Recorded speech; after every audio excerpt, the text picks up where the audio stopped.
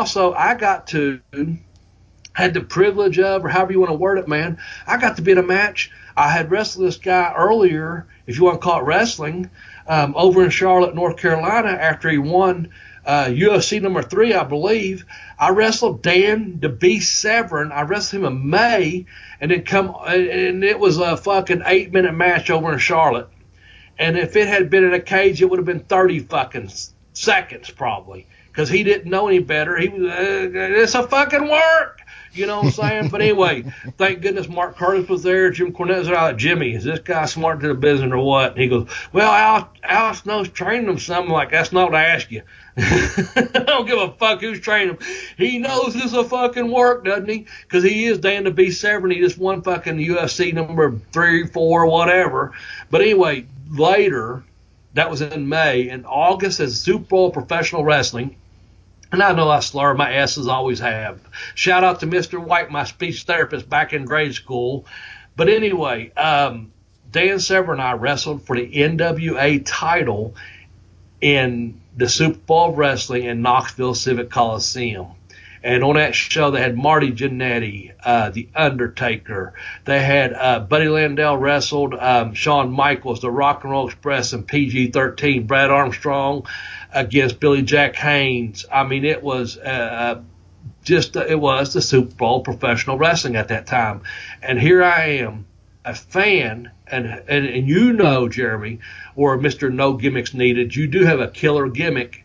You have that NWA title, that belt, and I'm wrestling Dan Severn, who was the NWA champion. And I know it was a little bit different prestige at that point than it was when your Dory Funk Juniors, your Harley Races, your Terry Funks, your Ric Flairs, and those people held that title.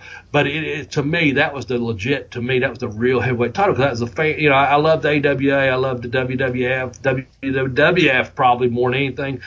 The NWA meant more to me, and here I am in Knoxville, right here where we're at right now at the Civic Coliseum, and I'll be wrestling against Dan the Beast Severn, and I'm like, holy fuck. And I'm like, you know what? I hope this guy understands. Business only. Business only. And we fucking had a hell of a match. It was a good match, so good, so much so that when I walked through the curtain, Buddy Landell was there. He was watching the monitor. Jim Cornette was there, who I love dearly with my heart. Total respect. Rest in peace, Buddy. Fuck you, Buddy. You can read all about that and fucking pin me, pay me. You can read about it and fucking, you know, I kicked that on too, my tribute to Buddy. Buddy and I had our ups and downs, but I have enough respect for Buddy. But here's the bottom line. I walked through that curtain that night, and Buddy said, Bobby, you need to send that. Get that on tape, send it to Japan. That was a hell of a match.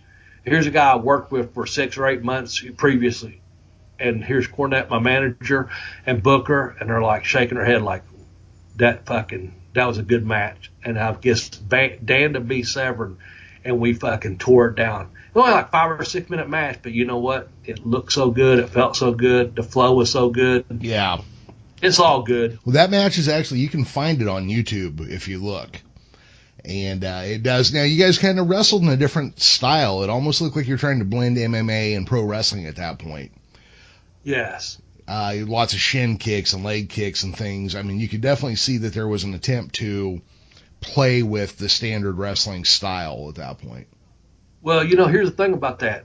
I was in Johnson City, Tennessee, just a few miles over here from Knoxville. Jimmy Cornette and I, we done WrestleCade a few years back, and we always do these fan fest, and I'm always happy to see Jimmy.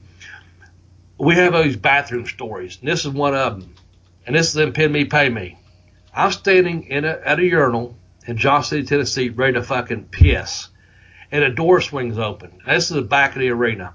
Aerosmith shot Loving an Elevator there. You know, I mean, it is a big deal back in the day for you young folks.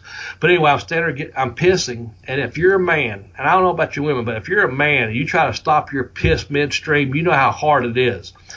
I'm standing there pissing, and Cornette says, hey, Bobby, you got a minute? And I'm like, I'm pissing. I'm like, yeah, this is unusual.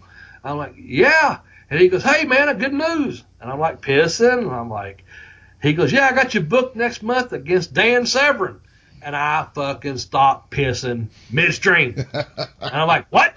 Do I owe you money? Are you mad at me? Are you firing me? What?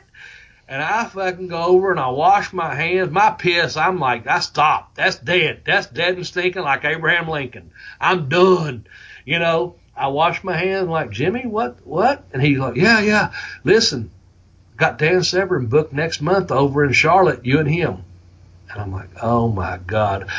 As we talk, and I'm like, he understands the business. I know Al Snow's been trying, whatever, not to be redundant.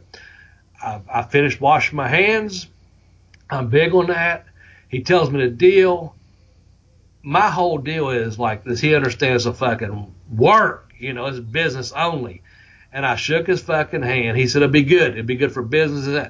He tells me, though, during that conversation, I'm the only one on his roster that can wrestle Dan to be Severn, because he knows I've been trained by the Malenkos. You know, I wrestled at the YMCA back in the day. I wrestled in junior high. I wrestled YMCA back in the day. That shit doesn't mean anything. You're in fucking junior high. Dan Severn wrestled through college. Dan Severn is an all fucking American Ohio. He's an all, or Michigan rather, Michigan. All American at Arizona State. He's an Olympic alternative back when we boycotted the Olympics way back when. Go back and do your fucking homework. I'm not fucking fact checking you. Just checked his name.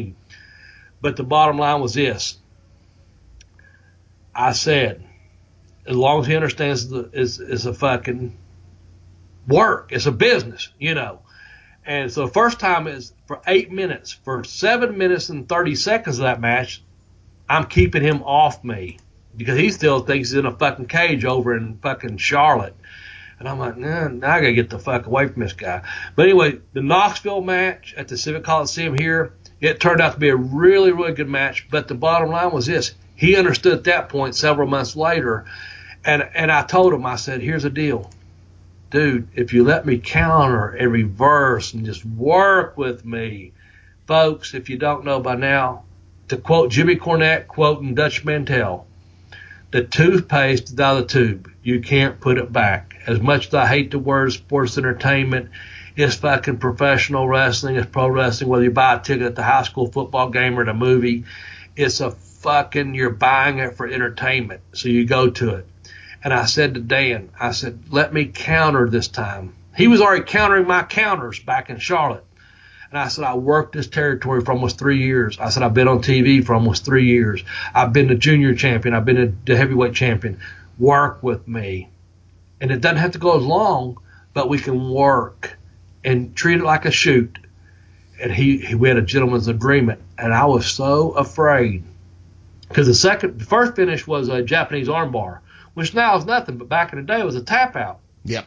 And back in the day, the Fujiwara armbar, which very few people knew, and I happened to know it because I had trained in Malenkos, and a guy named, an old crusty old bastard named Carl Gotch used to teach him, and Sammy Masama, who was his son-in-law, used to teach shoot fighting on Sundays back in the day. And I'm not a shoot fighter. I'm not MMA. I'm not all that. I'm fucking here to work. I'm entertain you. You're not in a fucking, if I walk in, you start talking about this and that, I'm like, you know what? I'm in the wrong fucking locker room. I'm here to get you over, Jack, or get over one or the other. Pin me, pay me, motherfucker. Because I'm going. You know what I'm saying? So anyway, but I knew I knew holds. Let's just say that. So the second time was going to be the Fujiwara armbar.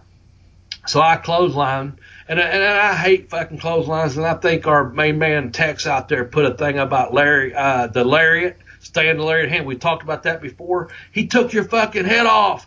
I try to take, there's kicks you mentioned, there's this and that, there's submissions. When I clothesline Severn, I try to take his fucking head off. There's no holding back. But he reversed a clothesline into a Fujiwara armbar. I was so worried about him ripping my fucking arm out of the socket, taking it out of the socket, jerking it off, and beat me over the head with it. You remember that Flintstones fucking opening where they fucking throw that big brontosaurus fucking rib on the side of the fucking car that turns over? Yes, when I do. Fred orders? There you go. There's your pop cultural throwback.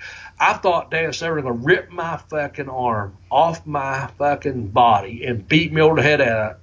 and make me submit because I fucking rolled over dead as a fucking doorknob with like a zombie fucking apocalypse, my arm shooting blood out of it, whatever. Do your best fucking George Romero or Quentin Tarantino getting an ear cut off, whatever. I pictured him ripping my fucking arm off, boom, and then beat me with it, and I'm dead. But I threw that fucking clothesline as hard as, and I was kicking. I wasn't holding back on those kicks, folks. I threw that clothesline. So I always threw a left-handed clothesline, and it looked so effective. Well, when I went to throw it on Dan Severn, he fucking turned it into a Fujiwara armbar. It was so smooth and so perfect. And when the referee hit that mat, boom, boom, boom, 1, 2, 3. You don't have to pin me, but I got paid. And Severn got paid. And thankfully, he understood at that point, 4 or 5 months into the business, you know, this is the work. The better I make this guy look when I do beat him, the better I'll be. And it didn't hurt his credibility in MMA, or pro wrestling or anything else, obviously. And all due respect with Dan Severn, I've trained with him. I've went to the gym with him.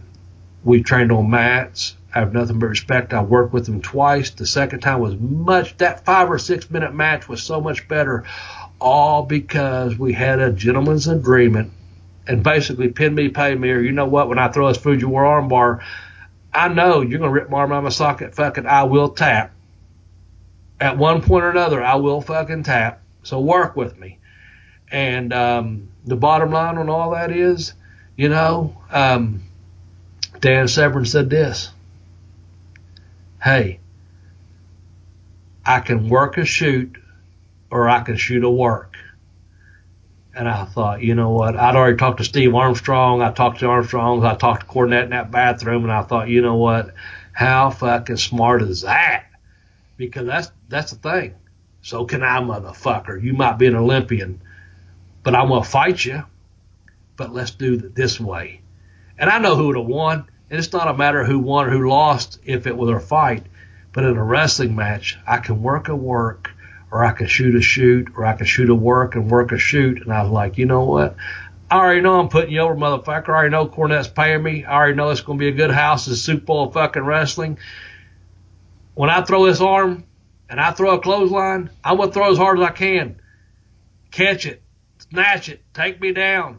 Don't rip it out of my fucking socket like like you're on some zombie movie and beat me over the head with it. Please be smooth. And he was nothing but professional. Took me down. Boom, boom, boom. I tap out and he wins the match. And he's still, at that point, the NWA World Heavyweight Champion.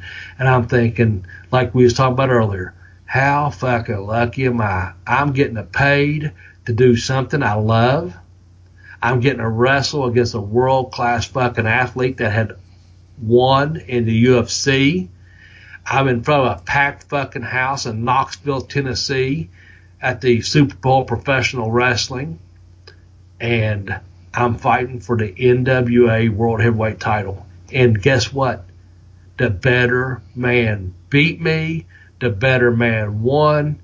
And I take pride in the fact that I had that honor. So I'm a club fucking sandwich, Jeremy. How lucky am I? You know what I'm saying? At the end of the day, I am lucky, brother. No, absolutely. Oh, man. So, Bobby, we're going to start getting ready to switch